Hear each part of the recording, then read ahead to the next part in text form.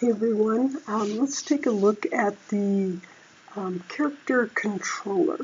So first off, before we go there, I want to state that this is an operational game. This game works. When I press play, the pickup items pick up, they count. When I get to that fifth pickup, the win screen appears. So that's very important. If you don't have a completely operational game, you need to get with me, and you need to get with me ASAP. So let's check out what we have here, and what we have here is a 2 gigabyte project. So I mean, this is a very basic thing, but it's 2 gigabytes. And so you need to be very cognizant about what you're bringing into your projects. Alright, I'm going to click on the third person controller and take a look at the inspector window. So we have our transform. So this is kind of funny because I had one Ethan that didn't walk correctly. The person had changed some of the transform areas within here for poor little Ethan. And below that is the animator controller, which controls what happens to Ethan. And for myself, this is Ms. Elf. And then we have a rigid body, and I mentioned something about that in your lecture material, and a collider. I'm just going to click on this Edit Collider so you can see it. And this collider is what the player collider collides and is triggered with the pickup object. So is triggered, is entered. So they enter, they collide, and an action happens. That's what the collider is for. In fact, you know what? I'm going to uncheck the collider right here and show you. Well, first let me click play. So you can see everything is operational, everything works. Little Ms. Elf here wants to get rich on the island with no place to spend her money, but you know, she wants some money. So everything works, everything's operational.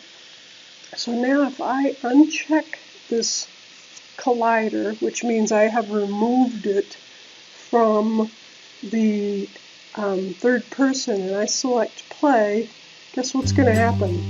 There's nothing holding this character here into place. So the character falls in perpetual cyberspace. Alright, so let me check that back.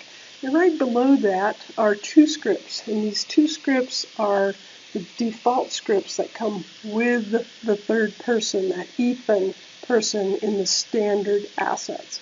So these actually come with the third person. So I'm just going to open up the third person character script because I talked to you about these numbers and what we can do with these numbers. Let's take a look at the script in the IDE. Hopefully you know what IDE stands for because that will be on a quiz. So what we have here is a serialized field. So what happens with a serialized field? So most of the time when you write your scripts, you would write float m underscore moving turning speed equals 360, and I'm just reading number 10 here. So you would not have this serialized field component here. But what this does is it makes life so much easier because each of these components has a default number that it runs by. Okay? So back over in Unity, a serialized field places that information in the inspector window associated with that script. So you can change the numbers easily and quickly in the inspector window instead of going back to the script and finding every instance of that and changing it within the script. Maddening, hours of work, so much easier.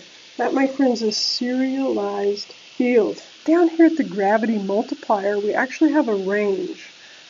So in our IDE, our range is set at 1 and 4. So I'm not sure, I'm not going to mess with those numbers because this script was created by Unity folks and they probably know what's best. So because this is an assignment, I don't want to mess it up, so I'm not going to mess with those numbers. I just said, oh look, they have the serialized field, but they had to make a range for that field, and that's very interesting to me because that range, you could bring that into a game. I'm just saying that's how they got this range. That's how they got that slider, that range variance. So underneath our two default scripts is the script that we made, the player script. And in the player script, there should be two user interface text components. So remember, you created a UI text, user interface text, and I'm over here in the hierarchy. I renamed mine. I renamed mine to score and win. So when I brought the text in and it says, okay, this is our count text, because that's what we call it in the script, count text. That's where I keep my score, and that's where I keep my win. Now, if I were working with someone, if I was working with a team, let me say, I would probably not have named those score and win. I would have named them count and win. There would be no question. All right, well, let's just take a look at that player script. I believe I have it open here, and find out where we say that. So it's right up here at the very beginning. We have a count text, and we have a win text. Now, these are public.